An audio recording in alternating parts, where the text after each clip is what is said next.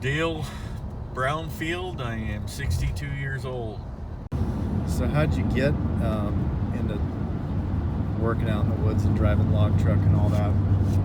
Well, my dad was driving log truck, old log truck. He started out he quit school early, like 9th grade, and ended up having to have a job, so he was working in the woods with my grandpa and one of his partner. They had a little logging outfit, and he went in the Army, and then when he got out of the Army, he came back and they were still logging, so he just bought a truck and hauled for them. Started out that way. So he was an owner-operator all the time I was growing up. So that's really all I wanted to do. What was his first truck? It was a GMC. Wow, that have a gas pot? Yeah, gas pot with a wooden reach. Wow. You remember what the reach was made out of? No, I don't. I just remember it was wood. I remember he broke it a few times. They'd have to just strap it up to the load and ride it like a fifth wheel, you know. Wow. Yeah, that's the first one I think that I remember anyway, and I couldn't even tell you what year it was. Must have been 50s truck. Because he would have been started out about 1960. Oh yeah. When we came back, 60, 61, when we came back he was in Oklahoma when I was born. And yeah, so he up through the years, and then I was pretty mechanically inclined always, and so he really wanted me to be a mechanic, and he bought a lot of trucks through Motor Trucks up in Everett, and was pretty good friends with the salesman up there and everything, and he actually had me set up to go be an apprentice in their diesel shop when I got out of high school. Okay. And of course I screwed that all up because I didn't graduate high school. I quit. Mm-hmm. And I had I was pretty impatient. I didn't like working on things because, you know, I just didn't know what was wrong and stuff, you know, just inexperience. So I didn't really want to do that full time. But I liked trucks and I wanted to drive trucks, and he taught me to drive a truck shortly after I had a driver's license, so I knew how to shift gears and drive them and stuff. But he had 3 trucks at that time, and he didn't have an opening, and my uncle was driving one, and a good friend of his was driving the other. And so I kind of messed around for a year or so, and when my dad had a vacation planned, and he had my other uncle, one of his other brothers, was going to drive in his place while he was gone, and turned out that he might not be able to do that, and so my dad wanted me to come drive in his place. And I was like 19, 18, just going on 19. And as it turns out, when I flew home, because I was back in Arizona, and I flew home to go drive for him, and my uncle was able to do it instead, so I didn't have to do it then, and I ended up going on vacation with them. When we came back from vacation, his other driver that wasn't related had back problems, and he decided that he was getting out of it, and so I took over his job. And Was he driving the GMC then, this other guy? No, at that time we had a brand new GMC General. My dad, my uncle was driving that one, and my dad was driving.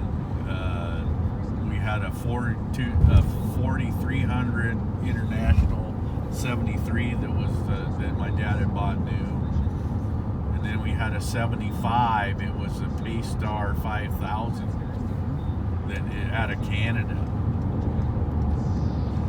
And my dad was driving that. So the truck I took over was the 73 4200, and it had a 350 Cummins and a 13-speed in it. All right. And I had actually never driven a Cummins. I had trained, all our other trucks had Detroits, and I had learned on a Detroit. So that was kind of a new learning experience, with a different shifting in that. And then it kept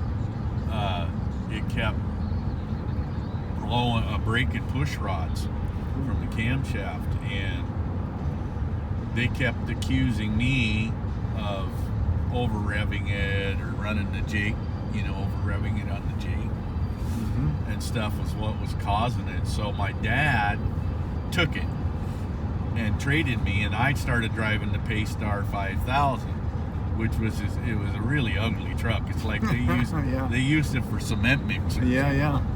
But this had all fiberglass hood, and it had California wheels on it. Oh, wow. It was just, but I was proud as could be because I painted it all up, and I was just, that was my truck. And it had a 350 Detroit in it, the 13-speed.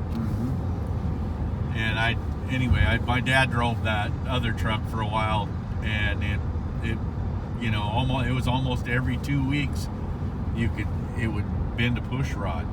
Wow. And you could almost set your clock by it, and it turned out that when it had blew up the first time from wear and tear,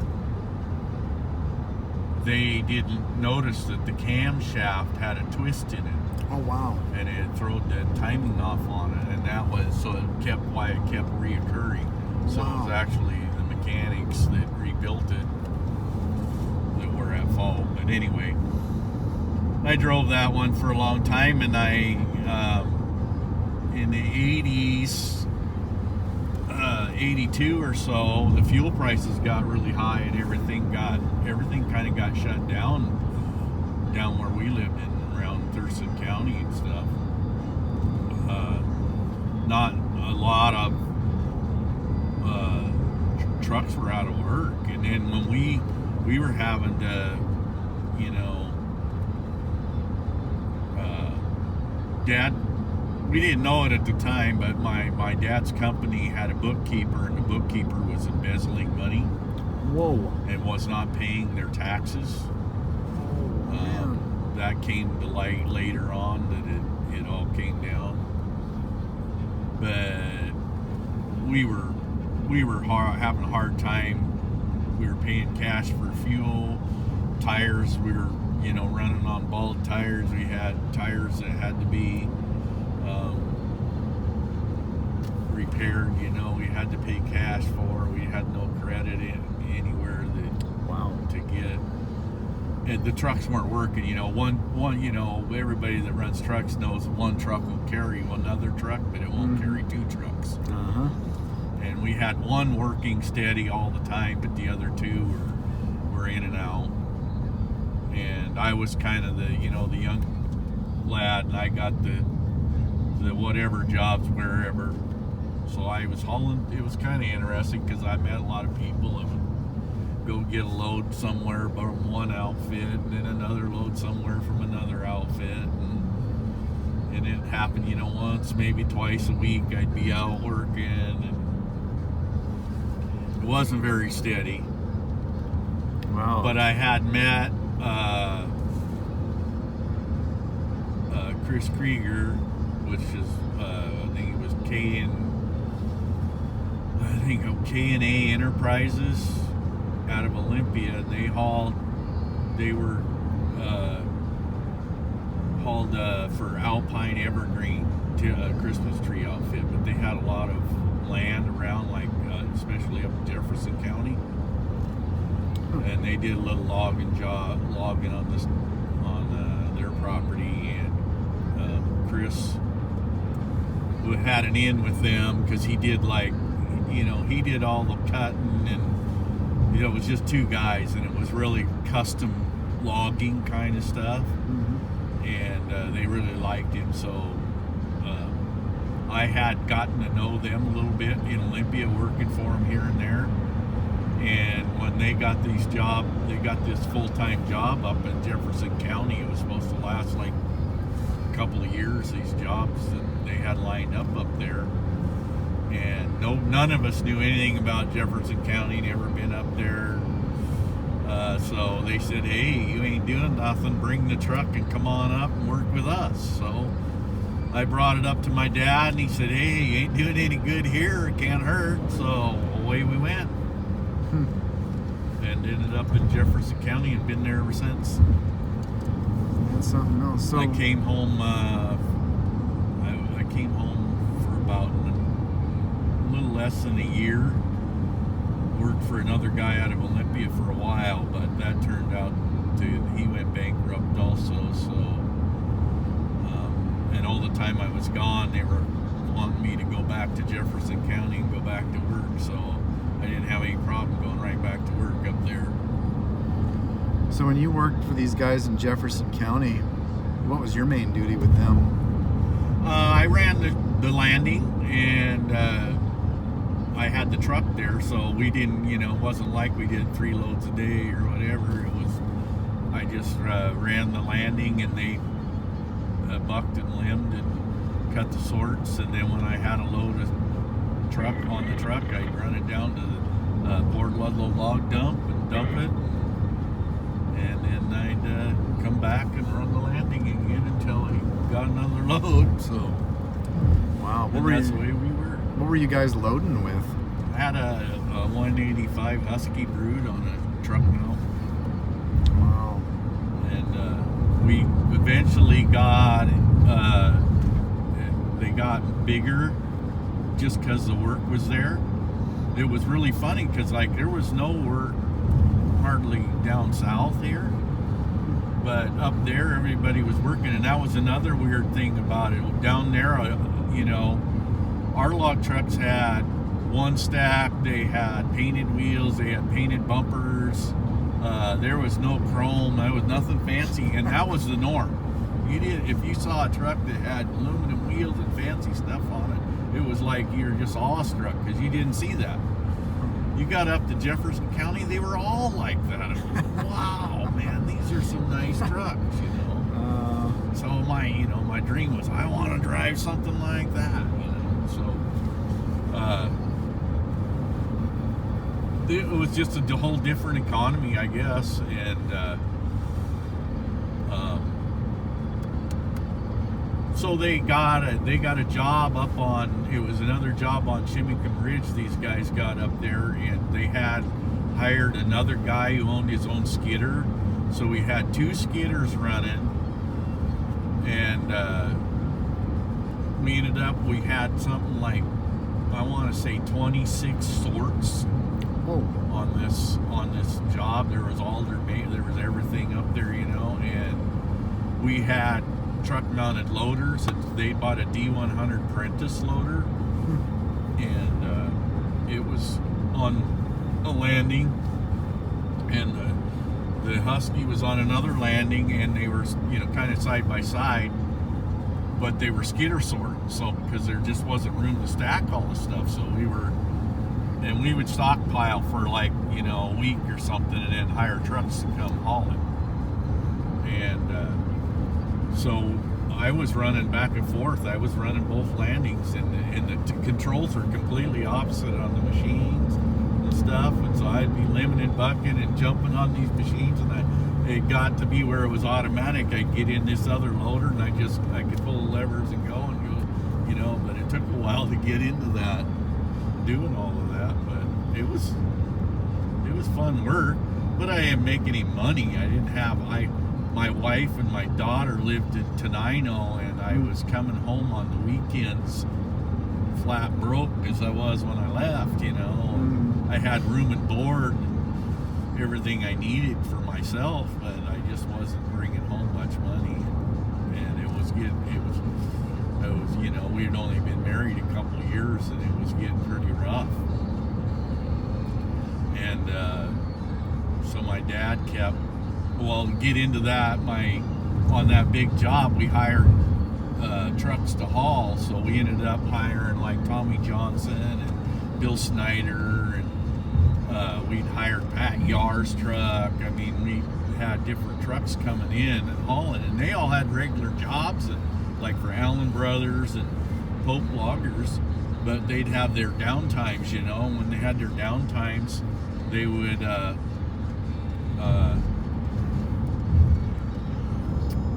come and haul for us. And I got to know them a little bit by doing that, you know, and talking them up. They didn't know me, you know. They said, oh yeah, I'm a truck driver and all that. Well, I looked like I was about 15 years old, you know, and 20. So that didn't go very far, really. But I got to know Bill Snyder pretty good, and he was up at the job one day, and he said, you know, says, you only got a couple loads here. He says, I got some stuff going on at the house. He says, if you just want to take it down to the log dump yourself. And he had that GMC General with all the aluminum wheels on and everything. I go, hell yeah. So he rode with me down to the log dump the first time, and he says, yeah, he says, I can tell you know what you're doing. And so he let me have the truck, and I just go up and get it loaded, sort it out, load it on the truck, take it down, log dump myself, and it worked out pretty good. So when the time came, he started, him and Tommy Johnson bought another truck in a partnership, and they didn't tell me, but their whole intention was for me to drive that truck for them. And but in that process, I'm coming home every weekend, no money in my pocket, and stuff. And it's like my dad is working.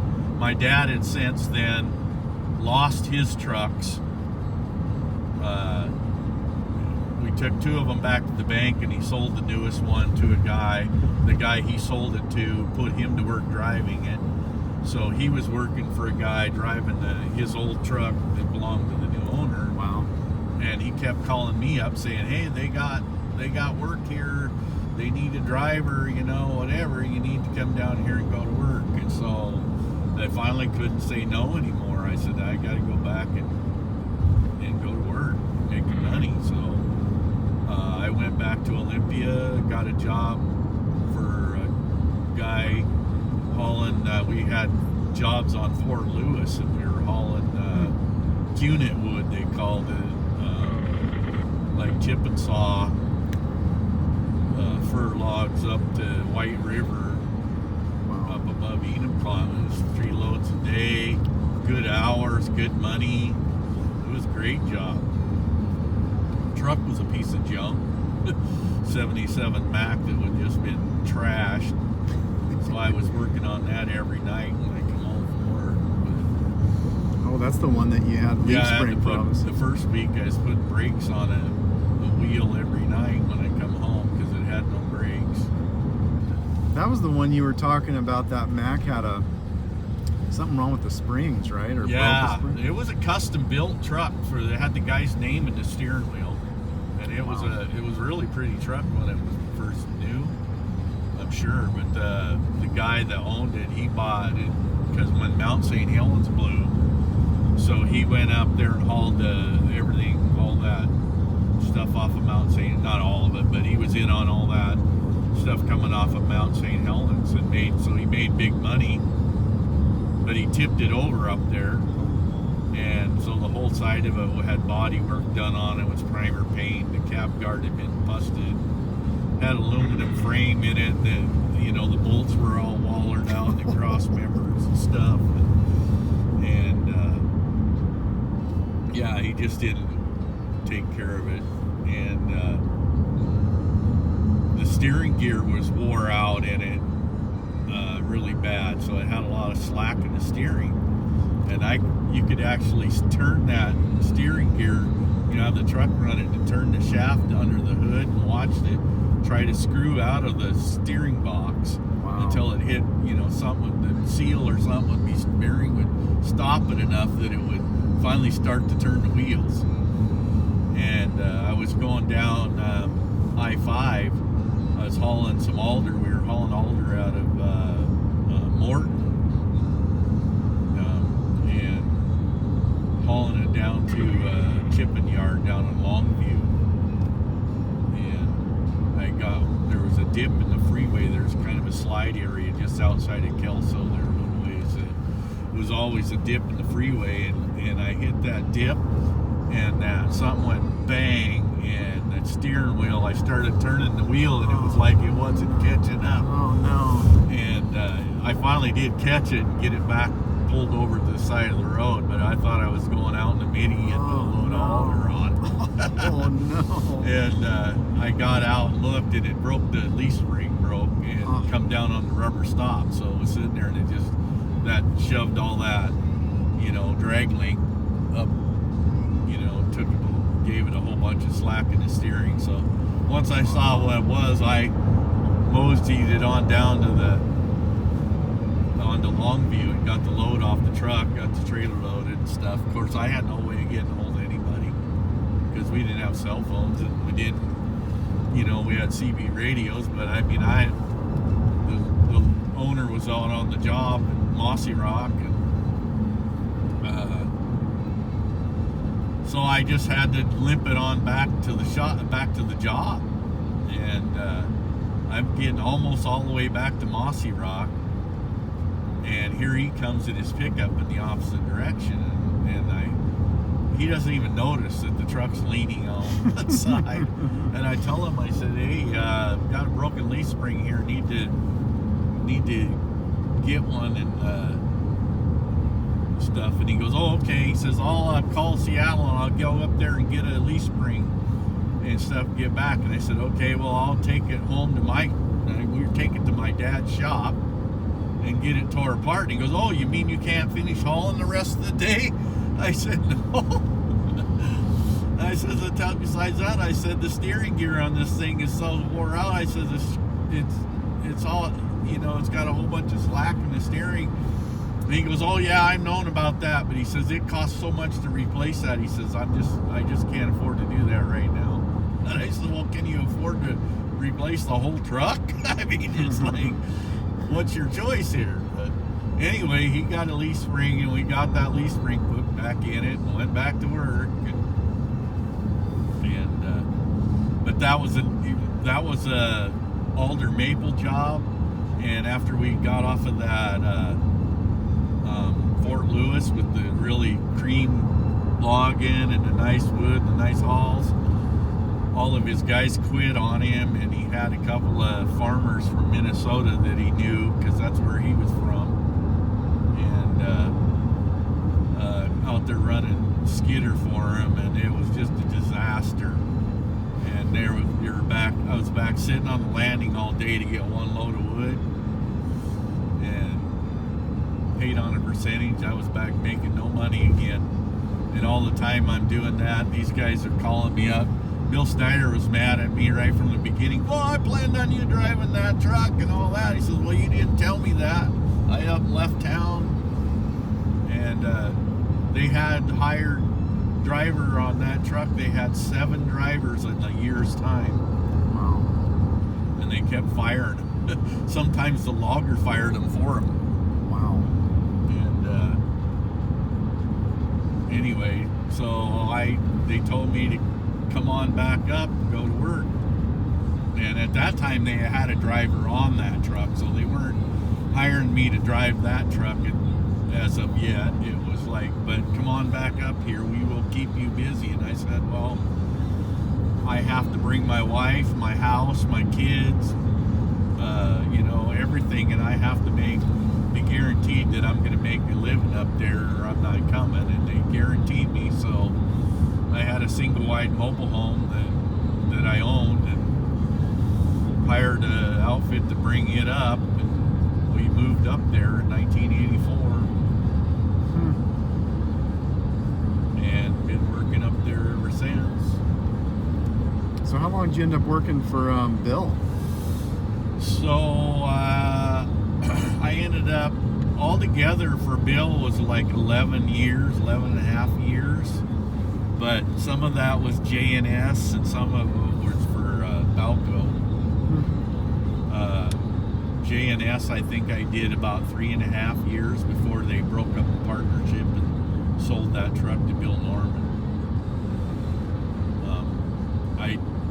I came up there and worked for the loggers that I was working for. I worked for them in the woods a little bit, and then I would drive. I actually drove the GMC, was leased into E&E trucking, or Monex trucking it was called. It was E&E. Ed and Earl had a chipping yard over there in Hadlock, and so Bill had a quick change on that. GMC had a fifth wheel on it, and I hauled chip vans. Wow. Mostly hog fuel and stuff I hauled out of that yard. For about a month I did that. He got leased in, and that Bill always had these side jobs going where he's a fabricator, welder, and he was building dump trucks and bunk gear and trailers and things like that on the side. If he had that kind of stuff to do, he'd hire me to drive his truck. Otherwise, I kind of worked in the woods a little bit. They kept me busy. And then they lost the last driver on that J&S truck. Well, then they offered me that job full time. And even though I was kind of letting down the loggers I was working for, it was like really good, steady money, and so I had to take it. And so I started driving that truck, and I worked for Maury Anderson and Marvin Lorenzen and Dick Tooper, and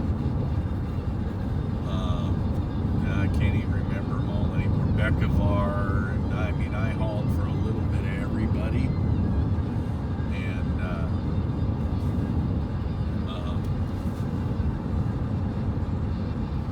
Now stayed pretty busy. Was Maury Mike Hanley? Oh yeah. Him and Bill had started up there during that time also, and started up their partnership. First it was Mike and his brother. That split up. Mike and Bill were together as a partnership. And I drove the General then, hauling for Mike and Bill. Bill was on the skidder, and Mike was running the landing.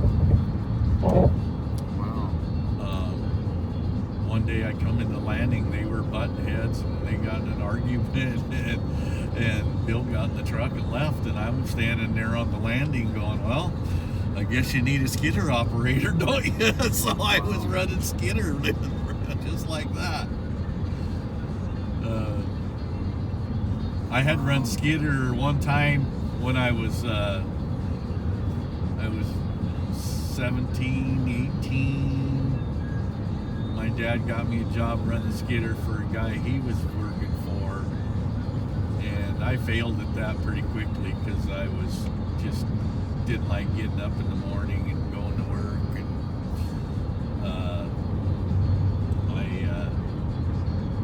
I almost tipped it over. It was old deal Garrett's, you know, with the stick shift transmissions in them, and I started to climb up on this log, and I was on the side of this little ravine.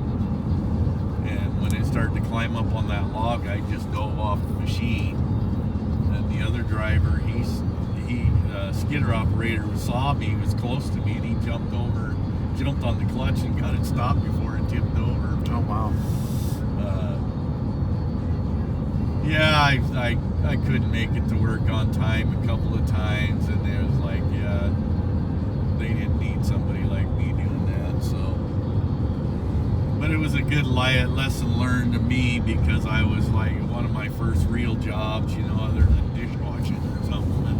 Yeah. And then my dad was involved, and I embarrassed him and embarrassed myself, and that was like, I think my work ethic changed right then pretty seriously, because I just didn't want to ever do that again, you know. But, you know, as a young kid just trying to party with my friends and still trying to do a job wasn't working out. Mm-hmm. What was, out of all those guys that you worked around, who's probably the biggest character that you worked for? Oh, man.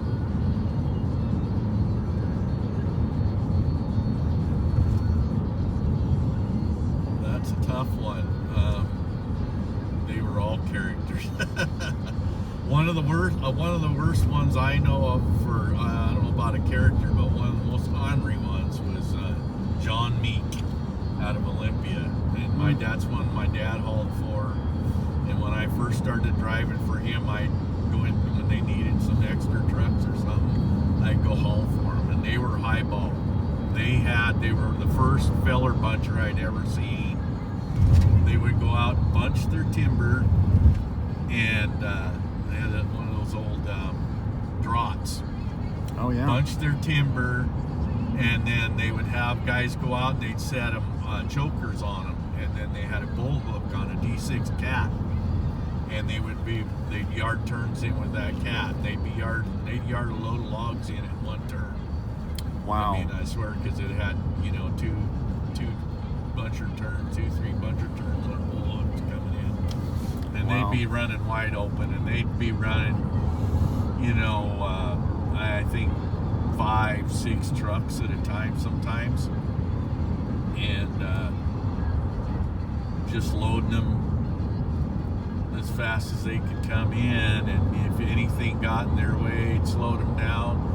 They were cussing and screaming and yelling and all of that, and I'd go up there and I'd see how he was talking to because it was all chasers on the ground. There was no mechanized limbing and bucking, and he'd be screaming at them all day and call them everything but a white man and stuff. And one day I backed up to the landing. They were moving landings, so they were pushing it out with the cat. The loader was trying to get set up, all of that, and I was the first truck back.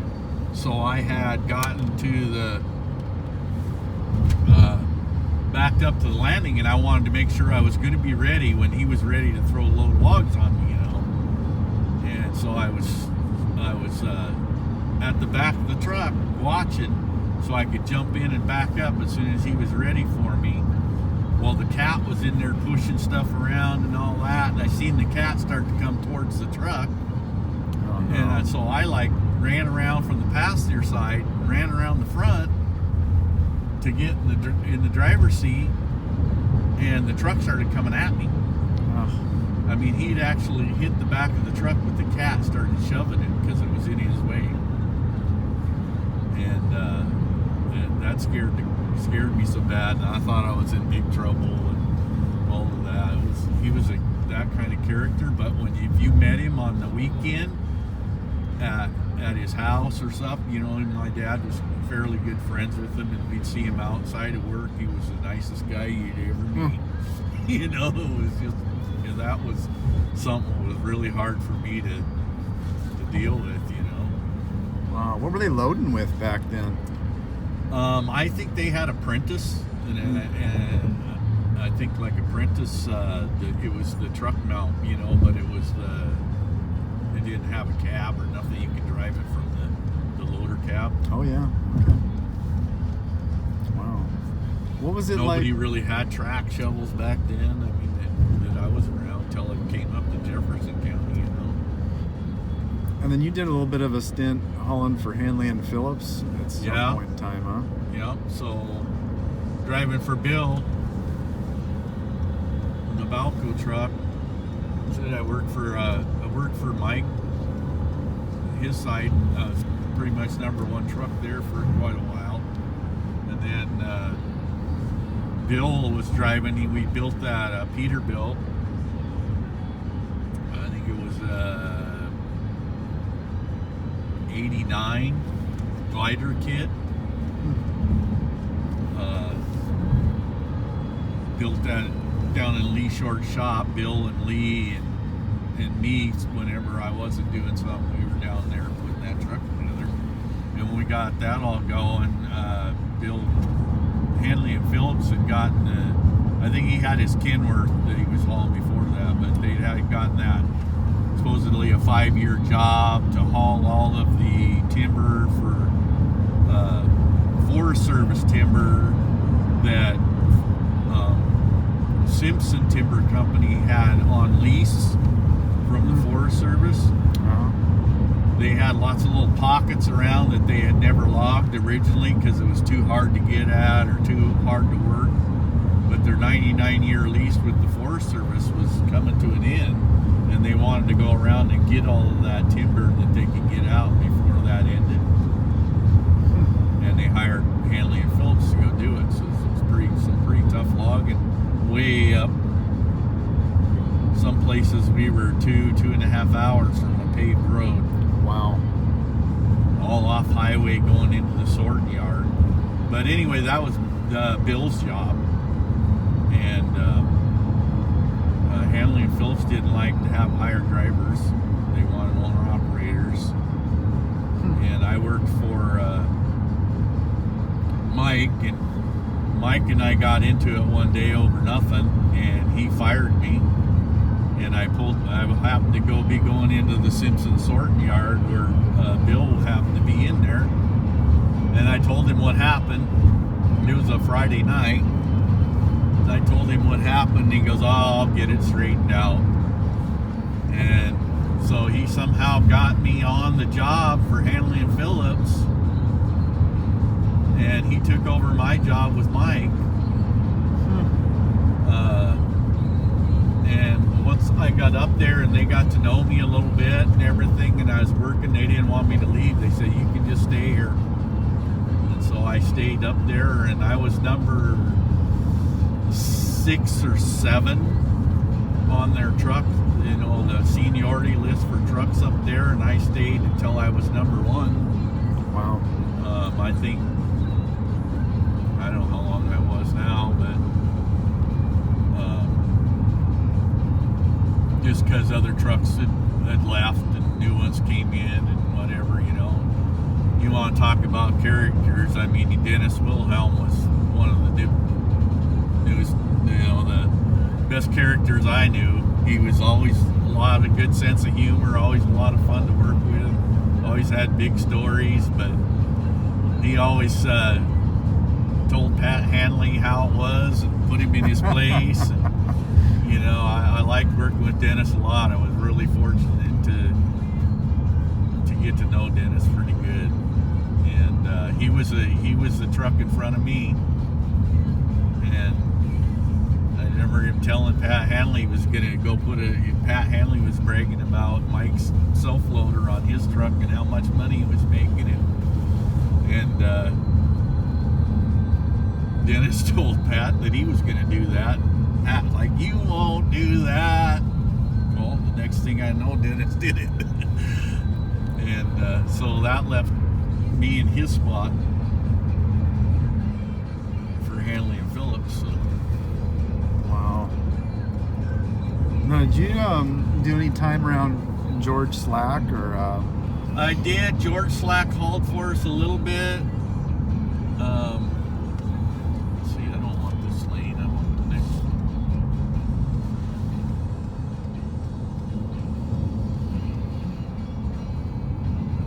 I think both of these go that way, don't they? Should have went up there and went around. Change this intersection.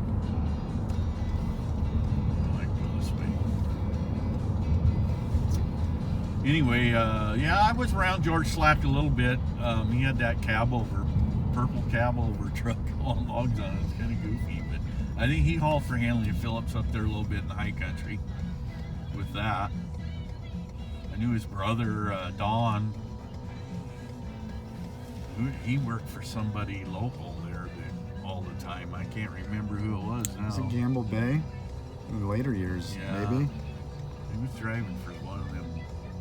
I want to say it was like chip truck. Maybe he was working for Ed and Earl or something. Pretty regular when I got to know him. But,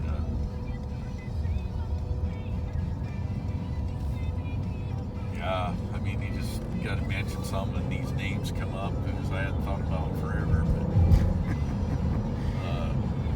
did you ever do any hauling around Bill Bolander or?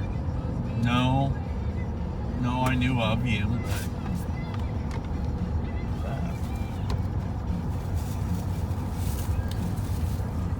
So did you follow Hanley and Phillips around after they finished up in the high country there? Or? Yeah, they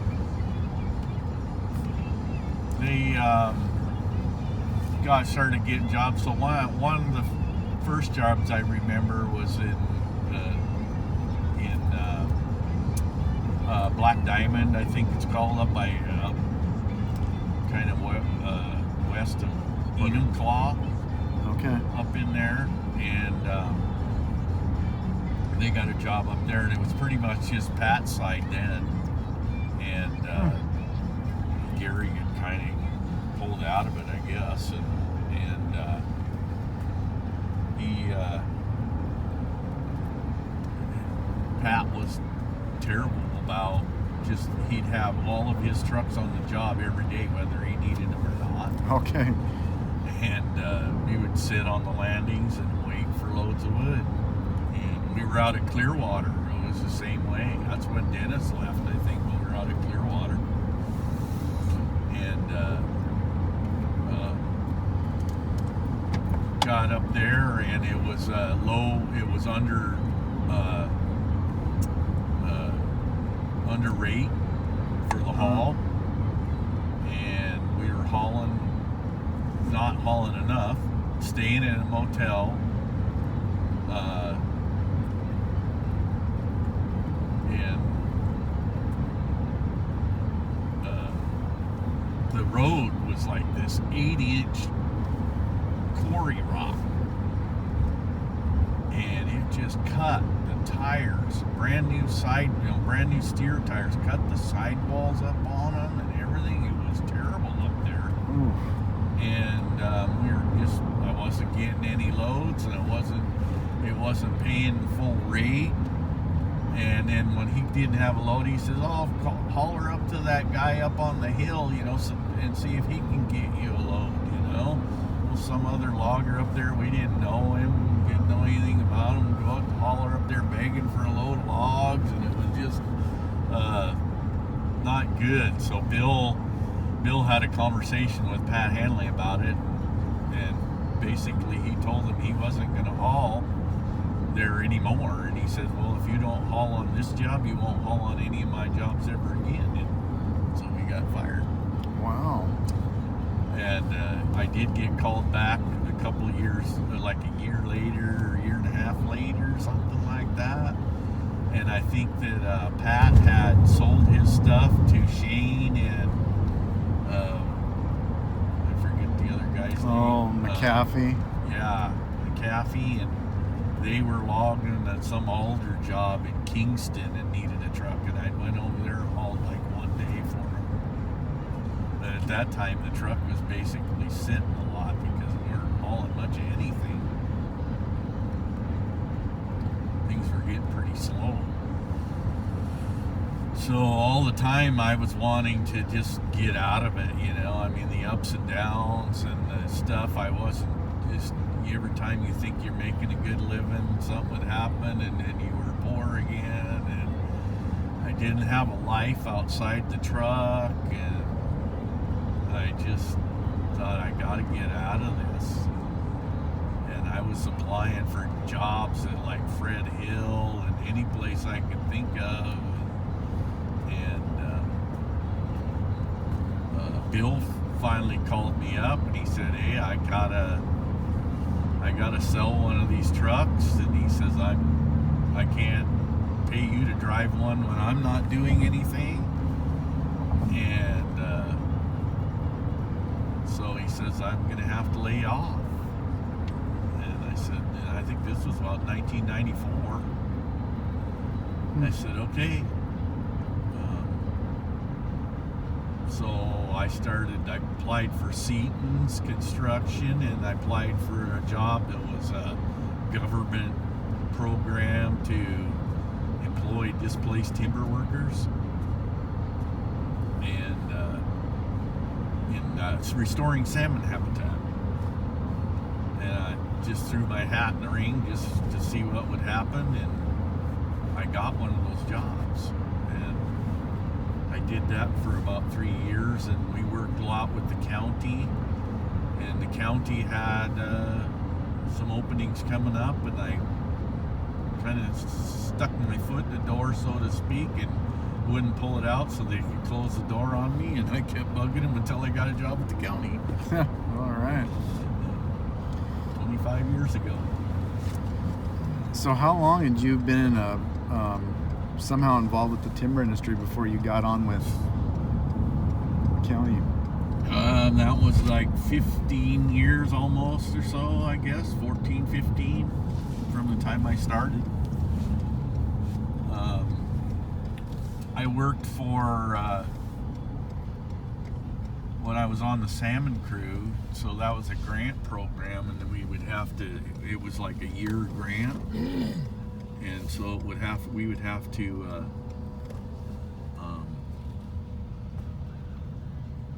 we would basically be laid off again at the end of the grant period, and then they would reapply for the grant for another year.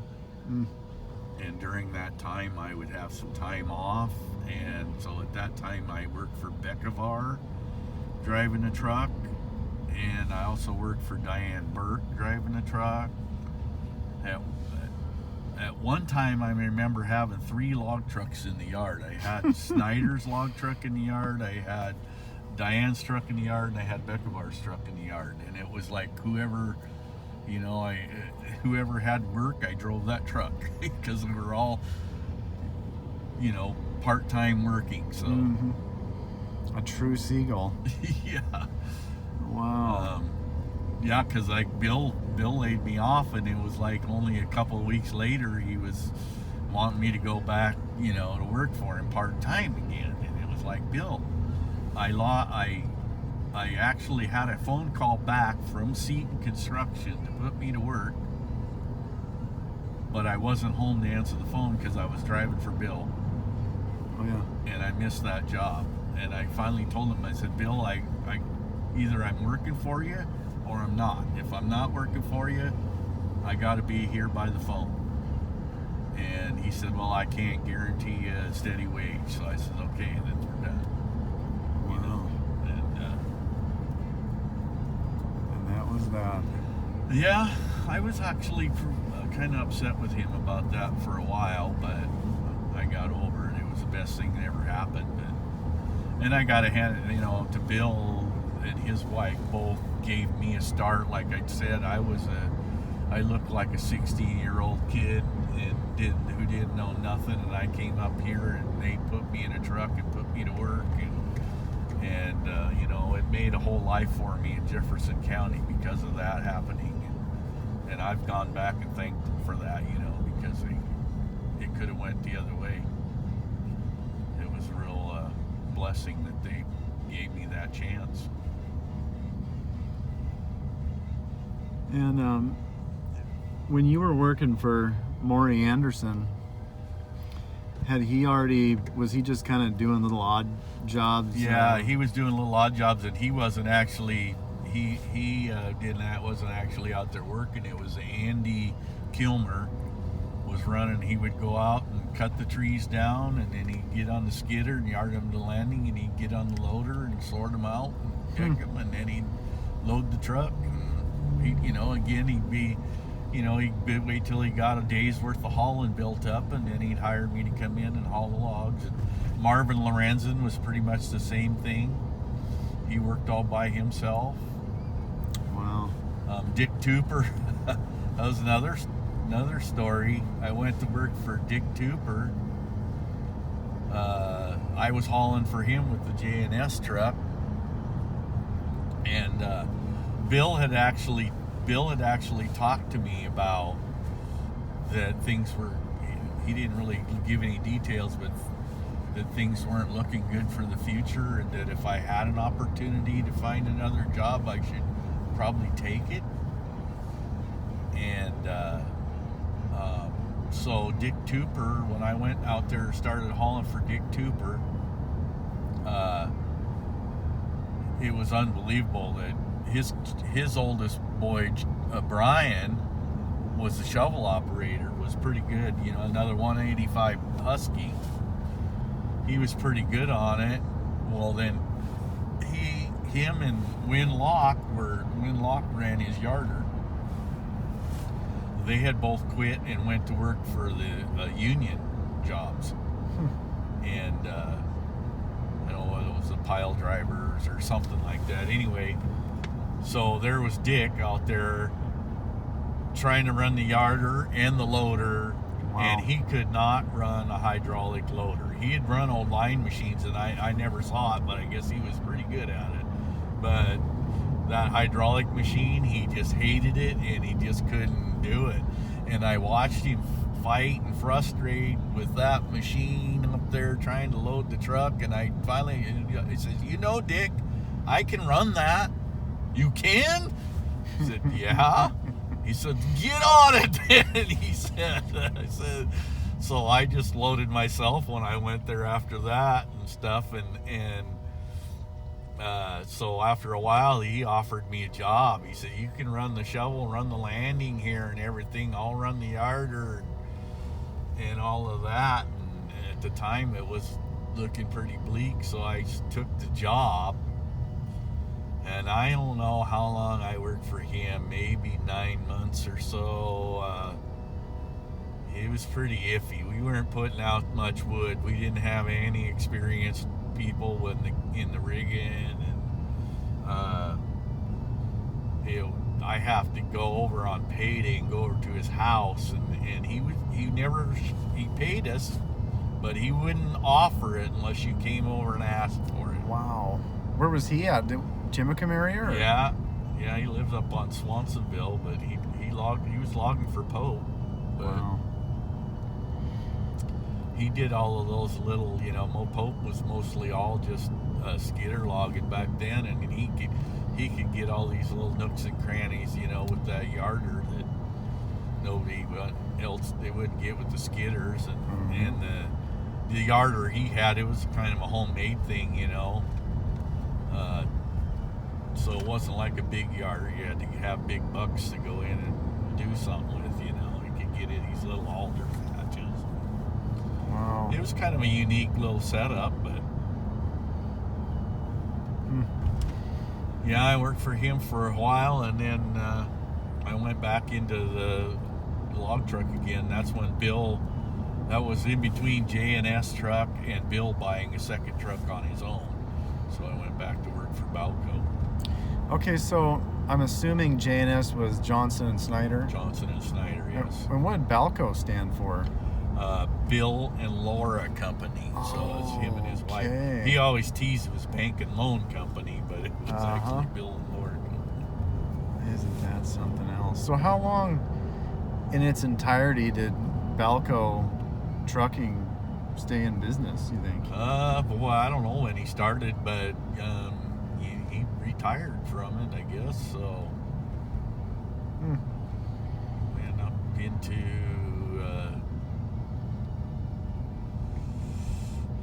probably 2000s or so, anyway.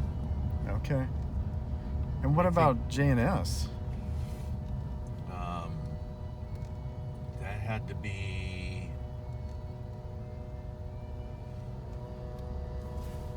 I think it only ran about 4 years, J&S Trucking, and then it went from like it was like 89 when we built the Peterbilt. God, I want to say 86-ish. Okay. There was when he sold Bill Norman bought that truck, and we all worked for Mike Bean, Bill Norman, and one of it was Alan Jones.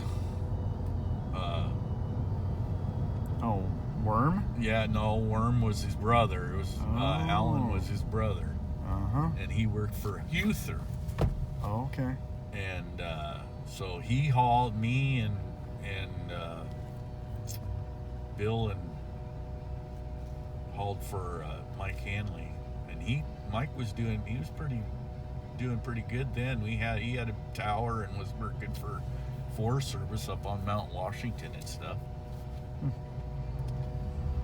Before the spotted owl got rid of all that stuff. Did you do much work around? Was it Don Huther Sr. that had the company? Yeah, no, I never was around him much. I knew Donnie. Okay. Oh, cool.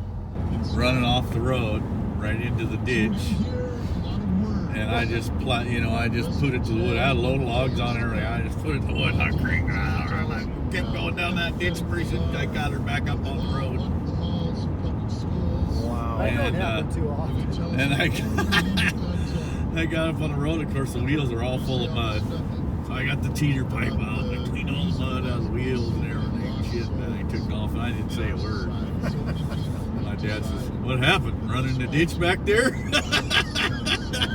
Like, yeah. Holy crap. Thought I was actually pulling something off. Nobody was going to know. Yeah, it's Kids. Yeah. And is that the best one? You got to have more stories than that. Crap. Come on. One of the first things I did, I got in that international with the Cummins in it, and those, the Jake brake comes on when you let off the throttle, and it'll kill the engine because it won't shut off the idle or whatever. It kills the engine. So I got a flat tire on my trailer, and I was at Little Skookum, which is the way it used to be. When you come out, there was no overpass. You came right out and you teed up to the 4-lane highway and a stop sign, and you had to wait for cars to go across. So I had to go to Shelton, get the tire fixed, and then I came all the way back because the only trailer loader was at Simpson Yard Mill, and you couldn't go into Simpson Mill unless you were hauling for Simpson and use their trailer loader. So I had to drag the trailer all the way back to Little Skookum, where I was headed back that way anyway, and get the thing loaded. So I'm going down the road with the empty truck, dragging the empty trailer, and we just turn the air off to the trailer and release the brakes because them things just skidded like crazy. You didn't need that to slow it down with the truck. And so I'm going down the road. Well, it started hailing, and I mean it was hailing enough it turned the road white. And I'm coming down to where I gotta make my right hand turn on the Camelchi Road there, and I was planning it out to slow down real slow, only I forgot to turn the Jake off, and I let off on the throttle and killed the motor, and that truck was sliding. And I jackknifed. I started to make the turn, and I jackknifed clear across the other side. So I bent the compensator on the reach, and it was like this, backed up to the guardrail on the other side. Wow. The guy that was at the stop sign was another truck. He was at the stop sign. He seen me coming. He jolted across the highway to get out of my way. I didn't hit nothing.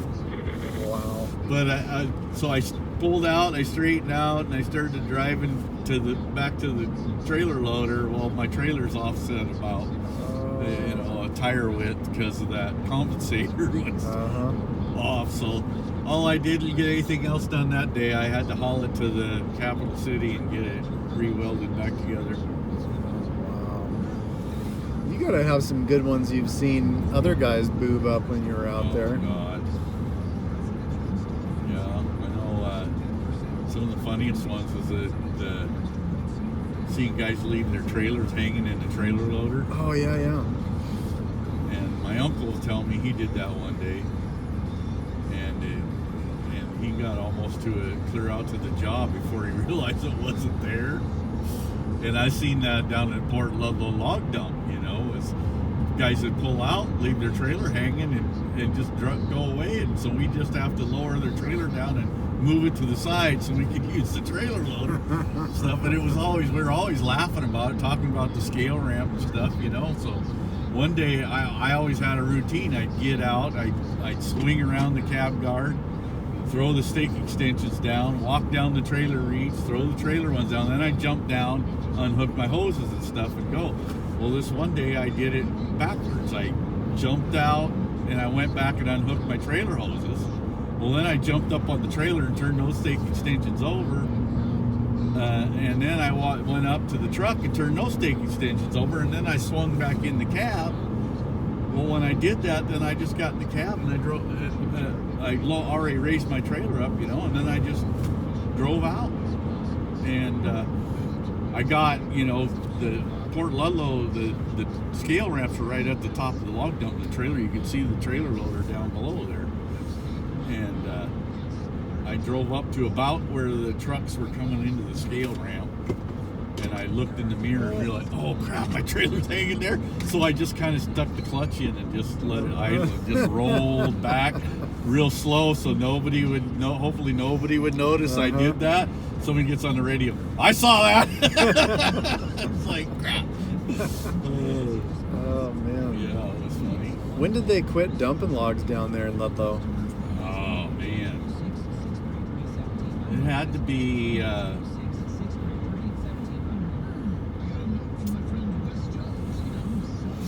was mid-90s, I think. We were still dumping down in there. They were still open and stuff when Bill laid me off in 94.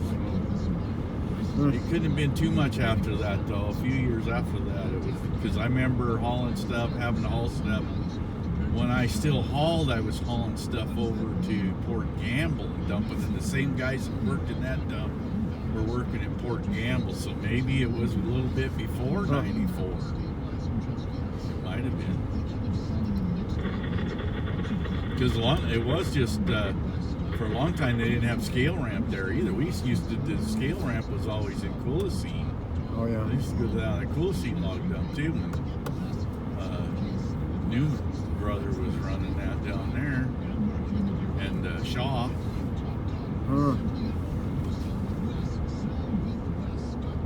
Yeah, my dad and my grandpa worked for building Forest Service roads for the Forester, for the CAT. Oh yeah. When my dad was a little kid, and that shack, the scale shack that used to be down at the Coolacene log dump, that was where they stayed. It was a little one-room shack, and that was where they bunked up at night. They actually stayed in that thing. Yeah. Whoa. Where were they building roads at?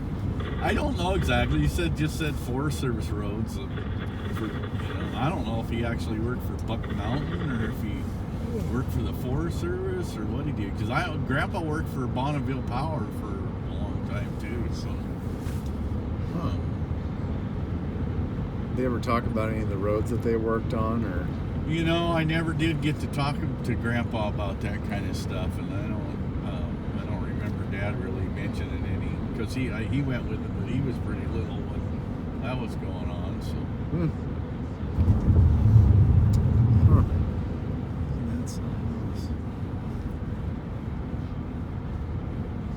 Yeah, they lived when my dad was little.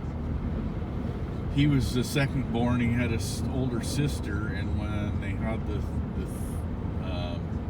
just before my grandma had the third child, they were all living out of a car. Oh yeah. Back then, Grandpa was traveling around for work a lot, and they just didn't have anything.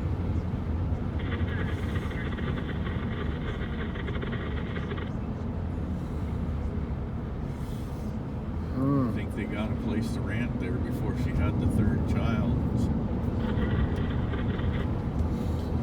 Yeah, I'll see. I don't know. I've seen a lot of crazy stuff.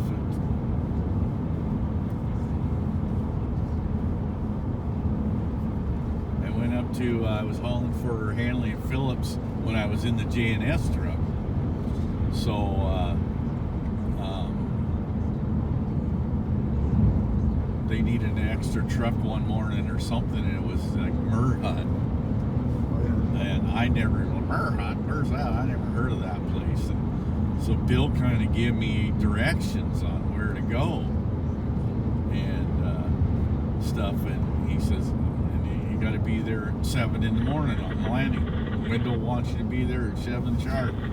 Okay, give yourself plenty of time to get there. So I give myself like, 2.5, 3 hours to drive up there. Well, it wasn't enough, especially not, I wasn't familiar with Forest Service roads and nothing, and I probably wasn't going very fast, and I didn't know if I was going the right way or what. I was lost, and I finally got up there, and I was probably, 20, 30 minutes late from 7 o'clock, what I was told. So I went up there, and the road, there was no turnaround. You turn around in the middle of the road, and it was like 17 point back and forth, and I stuffed the hitch into the bank, the dirt bank, trying to turn around. And anyway, I backed up to the shovel, and Wendell Brockup was running shovel, and he chewed me up one side and down here. Never seen the guy before in my life. Called me, don't ever be late on my landing again, Mom. Boy, he just screamed at me, and I was just like, shaking like a leaf. I don't know what the hell to think. And so he hooked up the trailer and everything, threw a load of logs on me and all of that. And I threw one wrapper over and clamped it down, and I pulled out to where the so-called turnaround was to finish tying down. And I get out there while my dirt and the hitch didn't latch. Ugh. And the trailer, the tongue come out of the hitch. Oh, gee. And you think that I was going to go back there and tell him that he was going to have to come up and help me get my hitch in? No. I sat there and I jockeyed that thing around and played with it until I got it pushed back in that hitch. I bet, yeah. And because I only had to get the one load, so he wasn't expecting me back. And got my wrappers on and got the heck out of there. Well, then come to find out, they called Bill and chewed him out because I was late. And he'd actually told Bill 6 o'clock.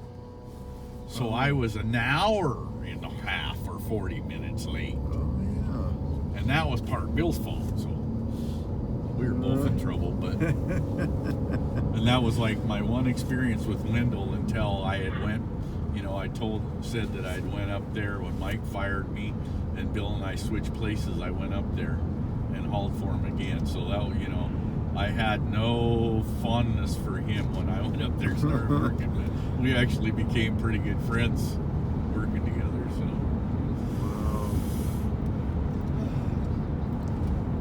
Yeah, it was not pleasant. You probably had a few things come up when you were working for Dick Tupper. Yeah. I don't remember a whole lot. I know said it tipped the cat over and pushed me, take a little John Deere cat, push the brush off the landing all the time because they were tower logging, so they just pushed it over the edge. Lemon buck right there on the landing and then shove it up. And he tipped the cat over there one day himself, but it wasn't that big a deal. And then I remember being sicker than a dog. I had the flu, I had a big fever, everything. I was so bad, but I had to go to work. It didn't matter. And I went to work, and I just slept in the loader. He knew I was sick, and it didn't matter. Things were so slow. I was able to sleep and then wake up for 15 minutes, clean the landing all off, deck all the logs, and go back to sleep for a while. Wait for there was another pile of logs. Wow. We went. He told me one day, he goes, he wanted me to come over to the house. I think it was payday or something. I came over to the house and have a beer or something, and talking about he had an airplane. He had his own airstrip up there, and he said, "Man, I'd love to go for a ride." So let's go. So he says, you want to fly the first time or you want to ride? I'm like, what?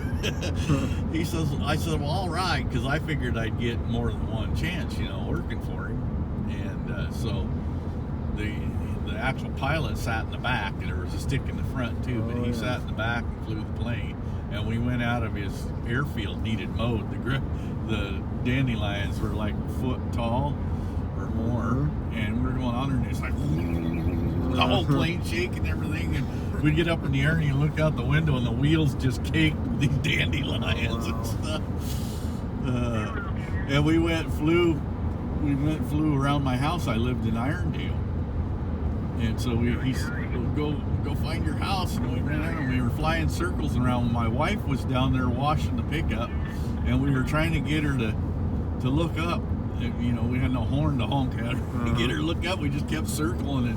And it's right into the airport things, where he says, yeah, we're supposed to radio when we get around the airport here, but we're just down there flying circles over the trees, Wow. Never did get her to look up. That was kind of fun, and then I always hoped that he'd take me up again and I'd get to fly it a little bit, but I didn't work there long enough. Never happened. I'll bet you that airplane's still sitting up there in that shop. The 47 Piper Cub, I think.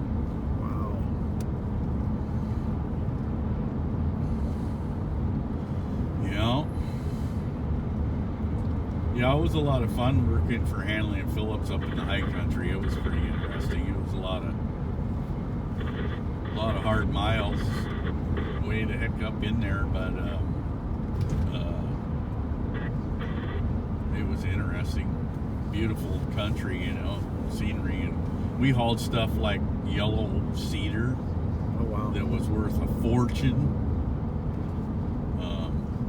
There's some crazy stuff. I had a wreck in the Peterbilt up there too, because we were off of we went in at trying to think of that, down there on the Skoke River. I went in there, went up, and from the highway there to the landing was like 2.5 hours. I can't even tell you. I couldn't even tell you today where the heck we were. We were way up in there, and it was the last, I don't know, probably 4 or 5 miles of the road was running right along the edge of this canyon, and it was kind of, the road was just like cut into the side. Wow.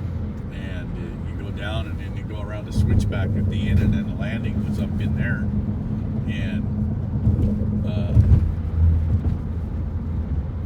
the only way we could, we communicated by CB radio, and we had mile markers painted so that we could contact each other, know where they were. Well, so this particular day, it was in August. It actually ended up being about close to 100 degrees that day, I think. But I was first truck out, and the first truck out could make 4 trips to the sorting yard and Matlock. But that was the only one, and you had to move. And so I was on I think I just dumped my second trip, was coming back for my third, and it was like 11 o'clock, something like that in the morning. And so we knew everybody we were hauling with, and I had passed every truck that I was hauling with. So the last truck coming out, I'd already gone by him. So then I thought, well, I got a clean shot. So I didn't call out the mile markers after that, Well, Doug Reeves was at the shovel. He was up there working on the cat back behind the landing, and I didn't know he was even up there. And then he came in and he finished working on the cat, so he backed up to the shovel and was talking to Wendell. And Wendell told him, Dale's going to be back here any minute, so watch it when you leave. And he didn't call out on the radio that he was leaving the landing or nothing. And I'm going along pretty good clip, going downhill with the empty truck. through this repod patch, and I come around this corner, you couldn't see, 60, 80 feet in front of you. And I come around this corner, and there he was, coming at me, and that, boom truck thing he had. And I locked him up, and I think I actually started going faster, because it was just like on marbles. I started sliding, and we hit head on, and his bumper cleared the bumper on the Peterbilt completely, and took the radiator cores off the top of the tanks. Oh yeah. And wrapped that around the water pump fan, and it lifted the hood, and it went out, jumped the cowl, and busted the windshield. Wow. And it did his same with his radiator. His radiator got damaged, crinkled the fender or something, and he basically went up there and patched up his radiator, got water in it, and drove out. And he picked up some parts and put the truck back together. Well, there was $20,000 damage done to the Peterbilt. Wow. And I had to get a hold of Bill again. I think we had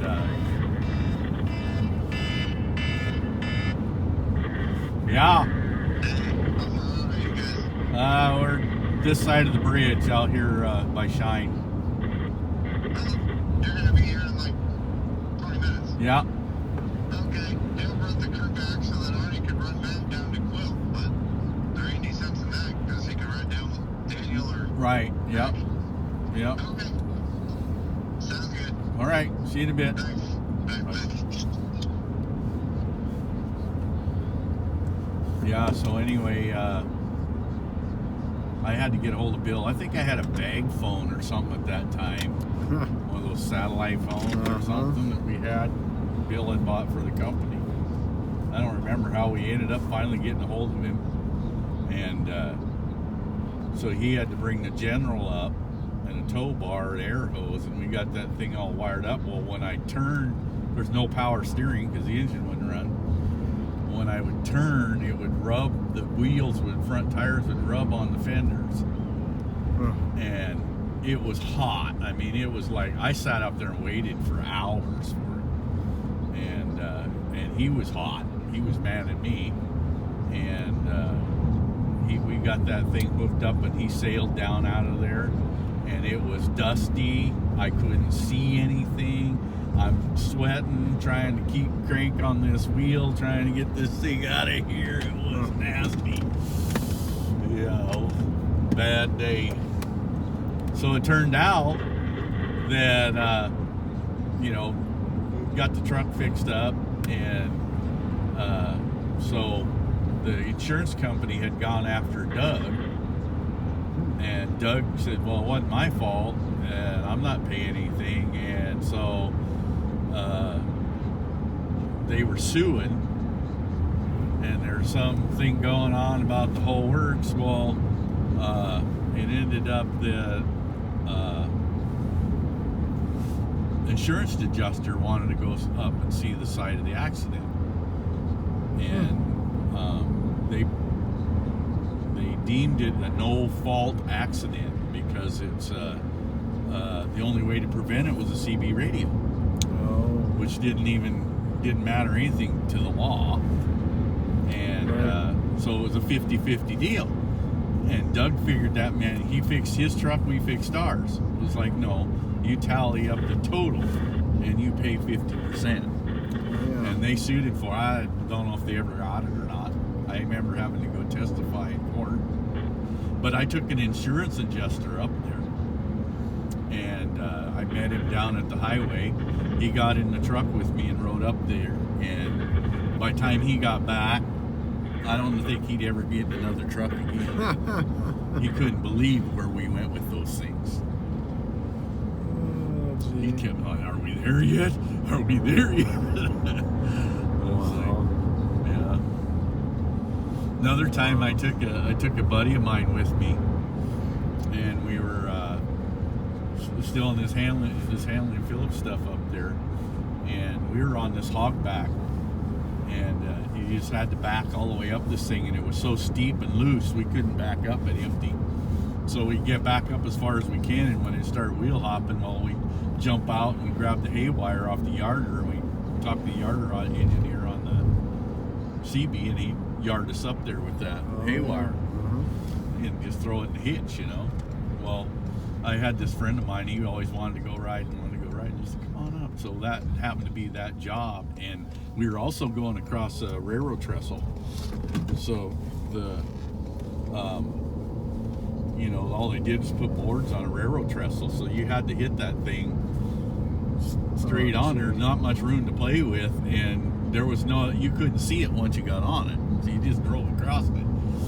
Well, he was like, what the heck, you know, and he's going, so we get up there, and we're I'm backing up to the yarder, and it started wheel hopping, so I just pulled the maxis and jumped out. Well, I was jumping out, I was on the ground before the truck stopped moving, you know, and he was having a fit. He thought I jumped out, the truck was running away, and he was going down with it.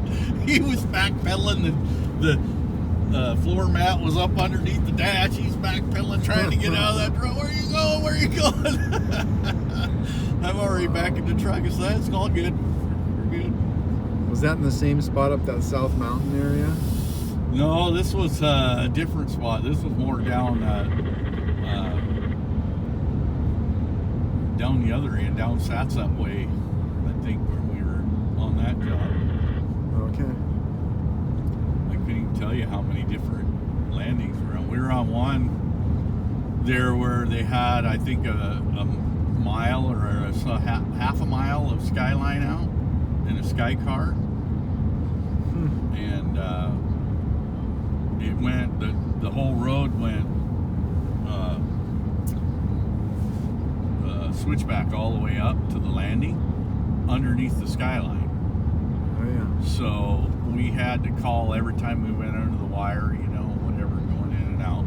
Yeah. And so I come up there one day empty, and they were using they had a line rat or whatever they call it, line truck that was a flatbed, Kenworth cab over, I think it was. Oh yeah.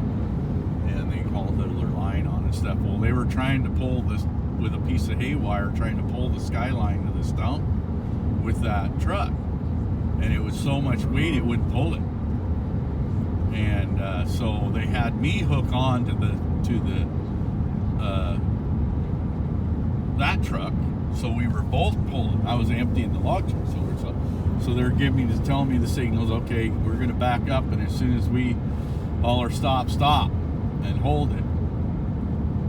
And I said, okay, so we hooked onto that, and we're backing up, and they hollered stop, and I mean, just in the instant that I stepped on the clutch and brake, they weren't exactly at the same time. It about gave me whiplash. It pulled me forward so fast.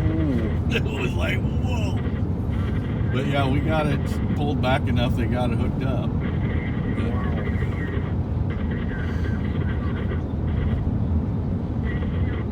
Yeah, let's see. Another time, I got all kinds of instances about myself. We were up on. I want to say we were up the Hamma somewhere. No, this must have been down there on one of those jobs for Simpson. Anyway, it was. We had to back up about a mile to the landing after the turnaround. And it was switchbacks and corners and stuff, and we had to get up there. And first truck out 4:30 in the morning, something like that.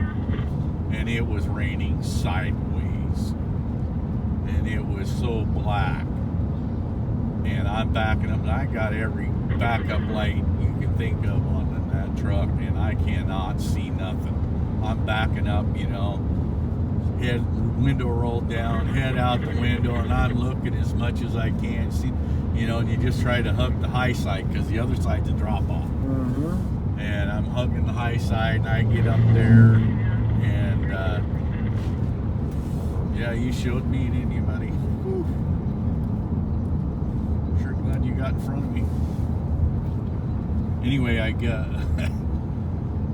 got almost to the shovel,